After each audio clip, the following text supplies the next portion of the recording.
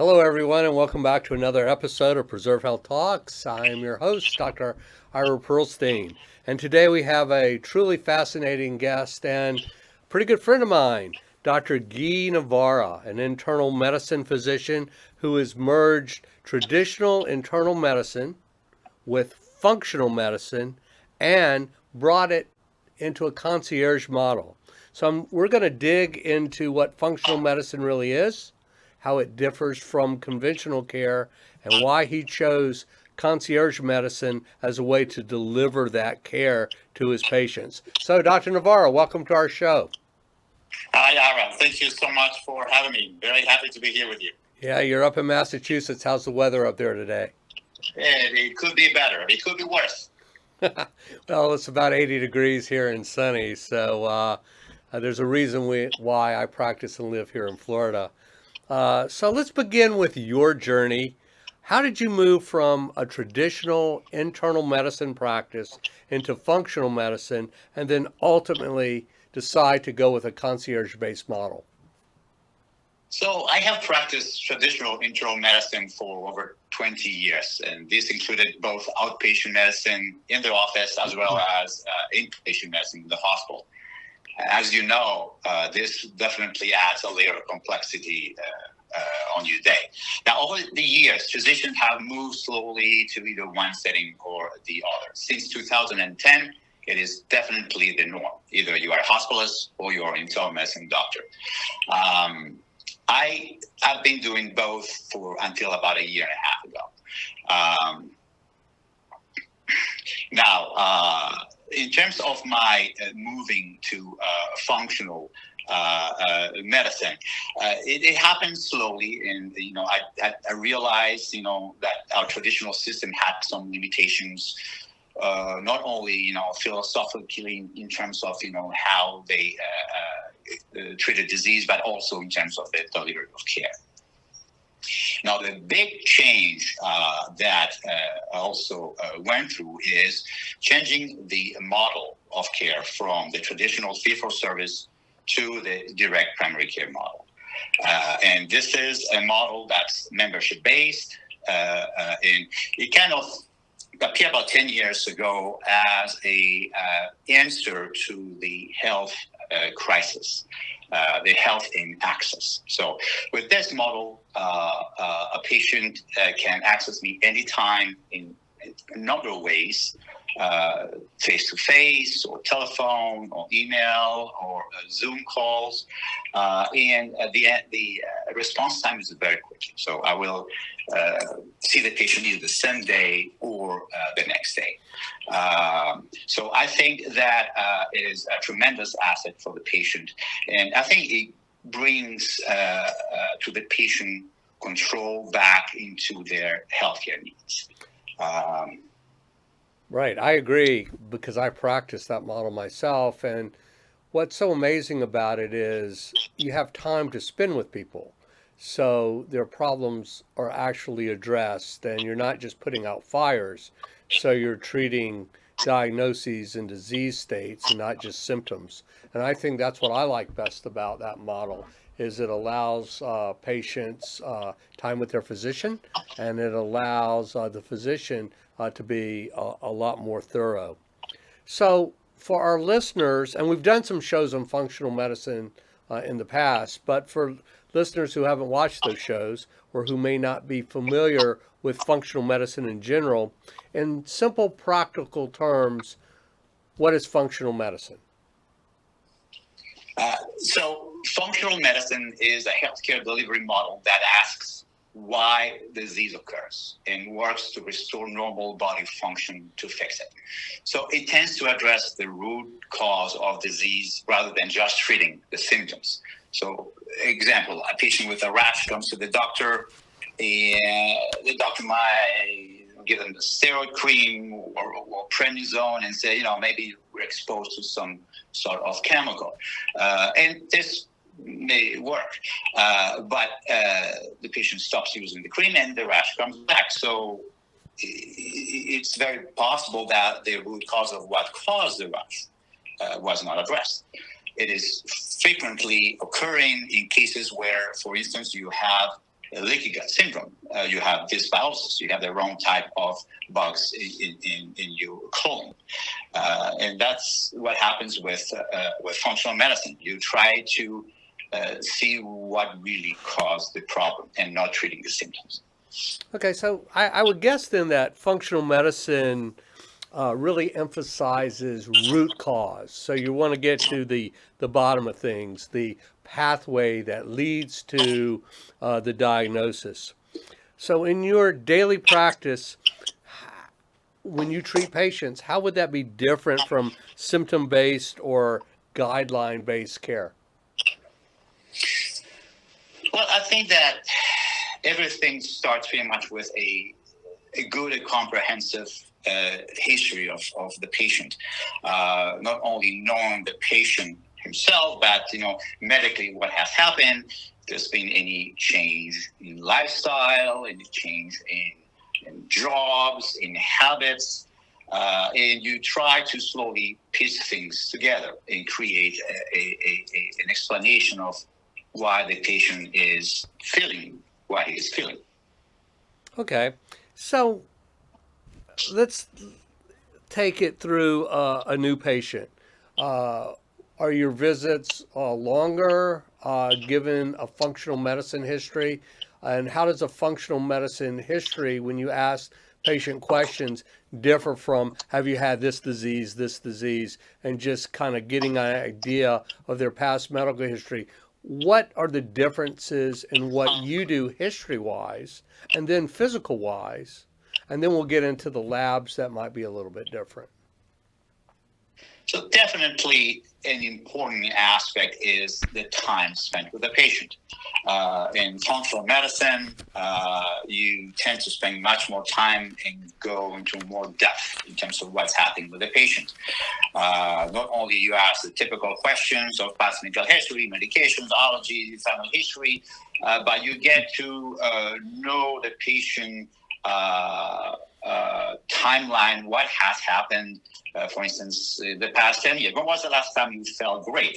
The patient might say, 10 years ago I was doing great. So you kind of go back and find out, so what were you doing 10 years ago?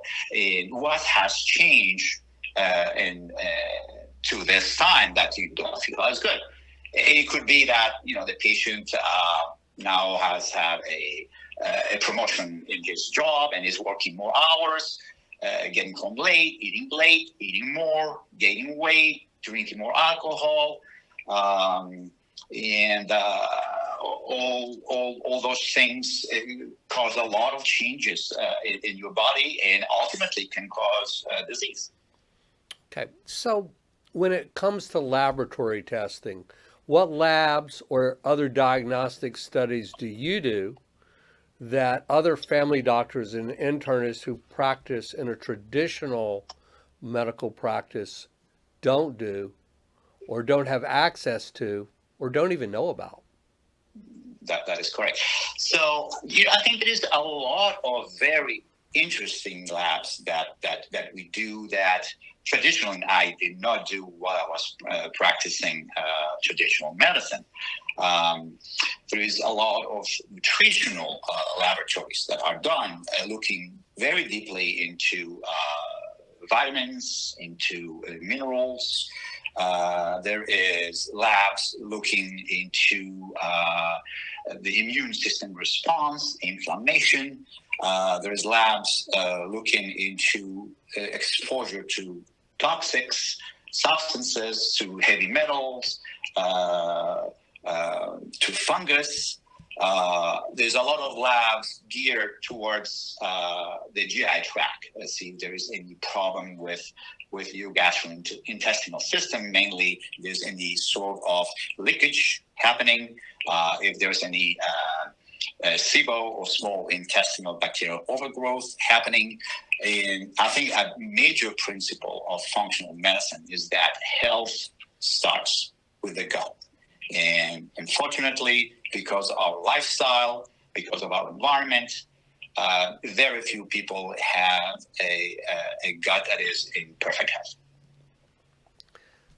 Then there's lifestyle changes like sleep and nutrition and stress and exercise. And how do you incorporate that into a functional medicine practice?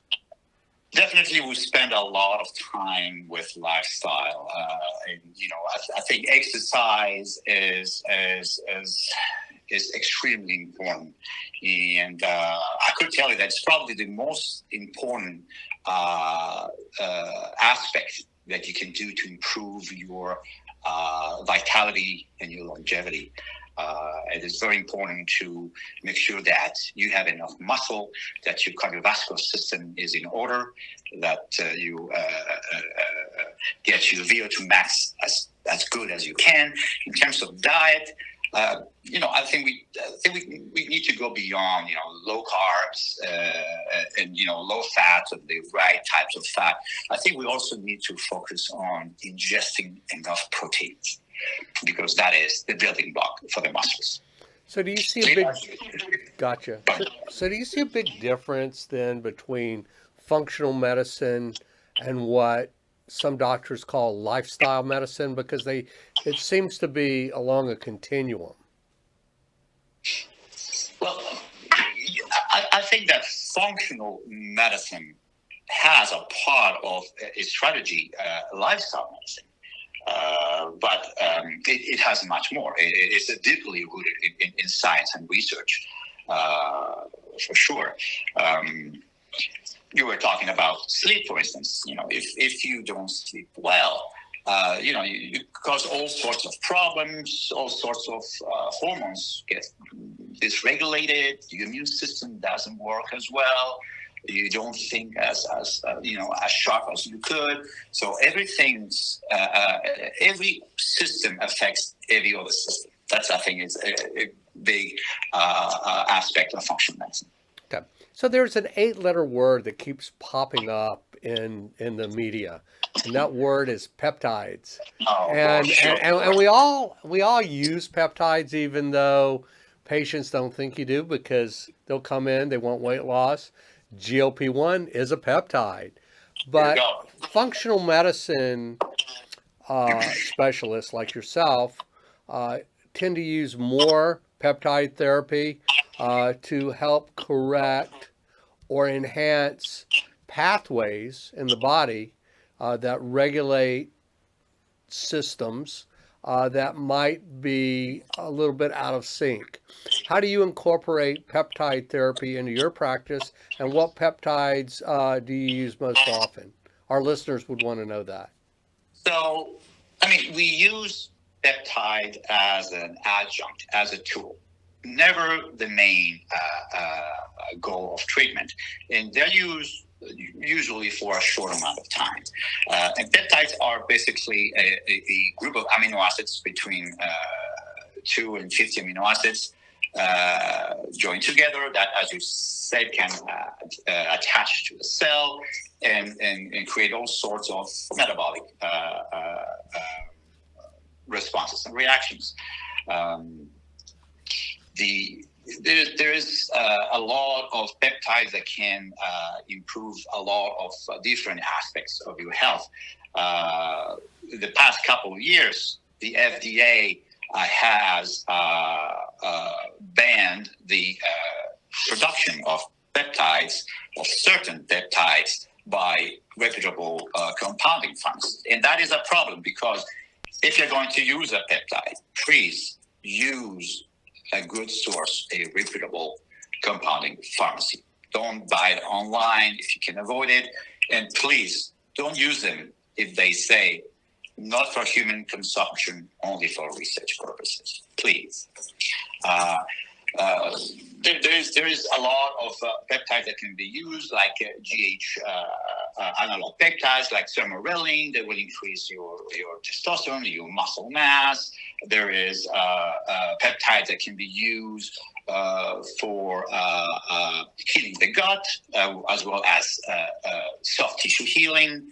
And connective tissue healing, that BPC 157, for instance, TB 500 can be very useful. So there's a number of things that can be used, and organizations like A4M are trying to fight back the FDA and trying to get those peptides back into the good graces of the FDA so they can be manufactured properly and safely for our use.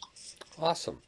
So beyond peptides, in your practice specifically, what other therapies, IV nutrition, gut restoration, hormone optimization, do you use that most allopathic physicians, such as myself, might not use? Uh, I've used IV therapy, and I think it's effective, at least for the short term. It's been used for a long time. It's basically providing hydration, minerals, vitamins like B vitamins. It can provide vitamin C. It can provide antioxidants like glutathione. The most famous cocktail is the famous Myers cocktail that's been used since the 50s. So, I think that's a useful tool. I think it's important to also focus, as I mentioned earlier, on gut health. And I think using probiotics, using prebiotics and postbiotics, all those will help you keep your bowels and your flora on top shape. And it's essential for your health in general. If the gut starts to break down, there is some leakage that occurs, and substances from inside the gut can get through those areas of leakage and activate the immune system. About 80% of the immune system resides right here. And once this immune system is activated, it goes up to the rest of your body and can affect multiple organs, from your arteries to your brain to your skin, causing rashes, as we mentioned earlier. So it is important to take care of your gut. So can you share an example? We're going to segue that into an example where functional medicine therapy offered an advantage over traditional prescription first allopathic medicine model therapy. Sure, and there are a innumerable amount of examples to illustrate this point. But let's say we have a 52-year-old man that comes to see his doctor because he's feeling tired, getting some weight,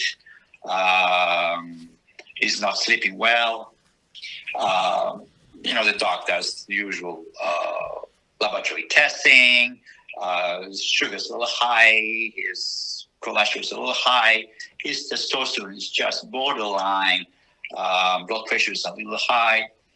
And, your doctor might tell you, you're getting older, you just exercise more, eat better, and we'll see you in 6 months, see how you're feeling. As a functional medicine doctor, you may want to try to put everything together and see, so why is this happening? So first of all, timeline. When was the last time you felt well, and what has changed until now that you don't feel as well? So, things may have changed over time, causing the patient to not exercise as much, to be overstressed, overworked, not eating well, not sleeping well. So it could be that the lack of sleep causing insulin resistance, which can be causing all these metabolic abnormalities, which also is causing a lower T level, for instance, and taking care of the sleep hygiene, having a better lifestyle, eating better, losing weight, exercising, not being on constant fight or flight mode may very well change everything. And you might see that in a few months, the patient is back to his old self. And actually, all the metabolic parameters have corrected. And you might not to use any medications after all. I'm going to transition a little bit more into the concierge model and ask you some questions about why you're in concierge medicine. And you've watched the game show Jeopardy. They always give you the answer and then you ask the question. So the answer is because the system is broken.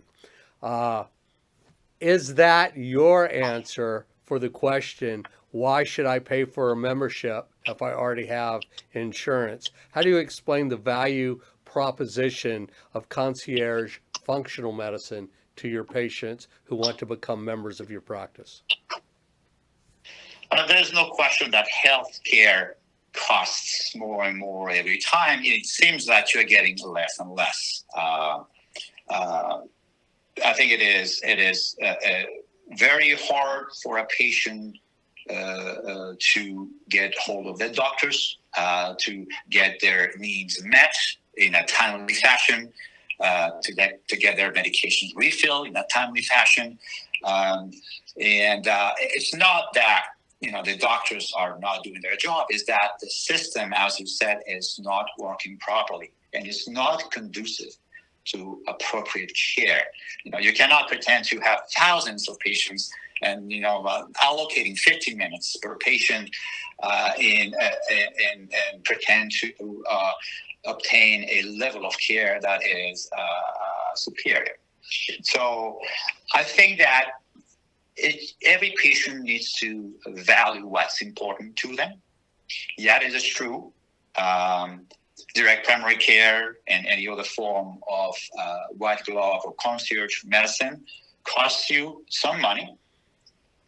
It varies widely, but I think that what you get for it, the quality of care, the access to care, and the peace of mind is invaluable. And you may have everything in life, but if you don't have your health, it doesn't matter. Okay, so for the listeners who are up there in your area, Newburyport, Massachusetts, walk us through a new patient journey. What happens the first month in your practice? What can patients expect? So, the visits are definitely long. We spend a lot of time talking. I get to know the patient personally, but also the patient gets to know me personally. We get to delve into their medical past. We get to look at what is their lifestyle, what is their habits, what do they do. It's important to know what their priorities and goals are. Of course, if there are any acute concerns that the patient may have or that I have for the patient, those need to be addressed right away. But I think we need to establish a timeline and address things in a logical fashion, and see the patient back, review any type of blood work that has been ordered, and try to optimize all the parameters. And I think that keeping the patient healthy is important, but I think that with this type of medicine, we have the luxury to make the patient even better and make the patient feeling as good as possible.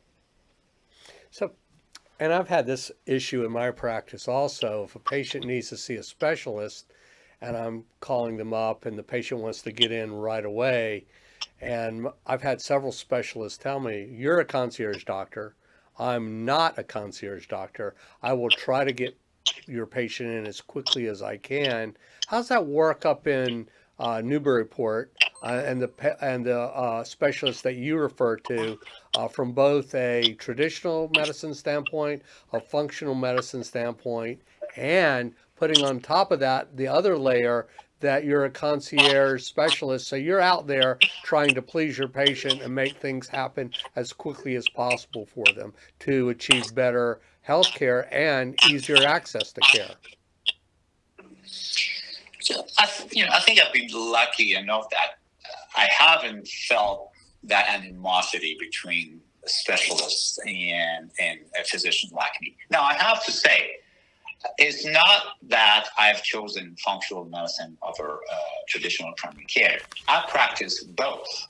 In what I do is combine both, and they both shine in very specific areas. And that I think that the whole is much greater than the sum of the parts. Obviously, we all have relationships with our colleagues. They know us. We've been working, practicing for many years.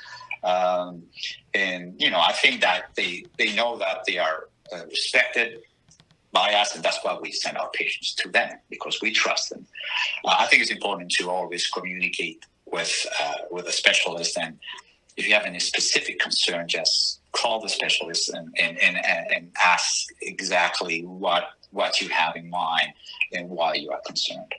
I want to move on to technology and practice, because many of our patients have Aura rings, Meta glasses, Apple watches. You've got one.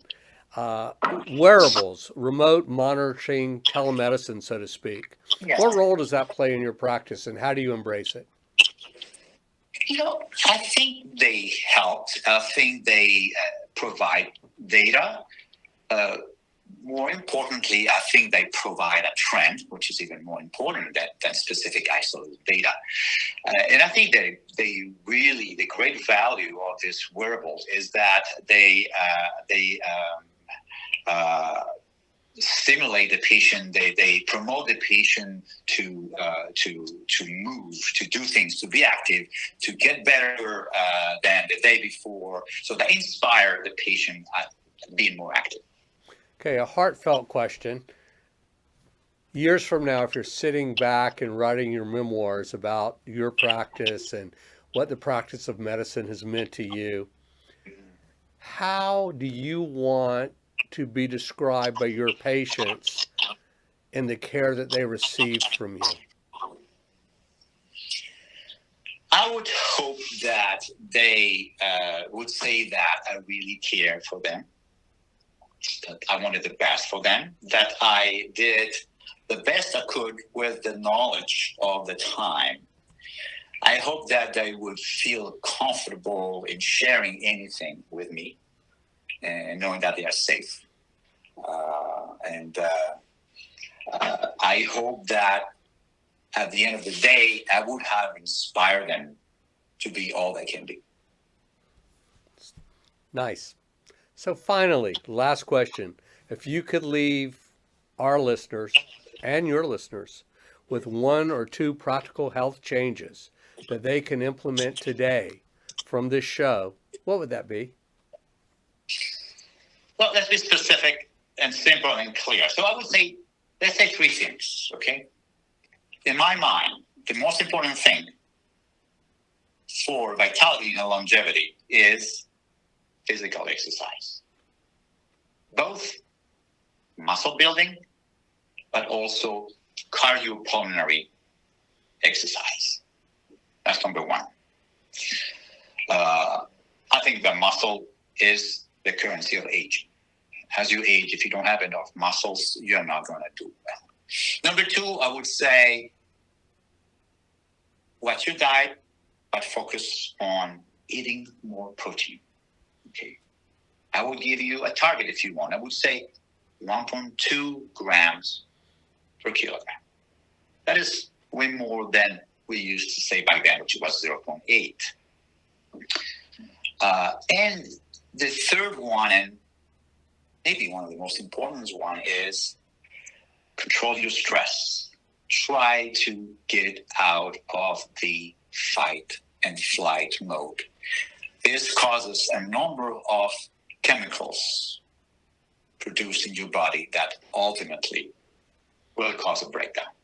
Okay, so to recapitulate that and summarize it to our listeners: diet, exercise, stress reduction.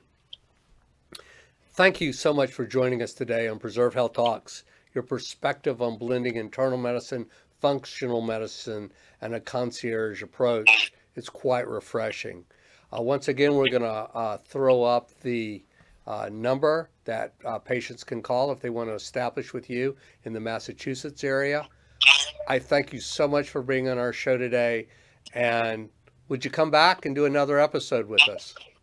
Absolutely, Ira. Thank you so much. Always a pleasure talking to you. It's been a pleasure. And once again, thank you, audience, for another episode of Preserve Health Talks.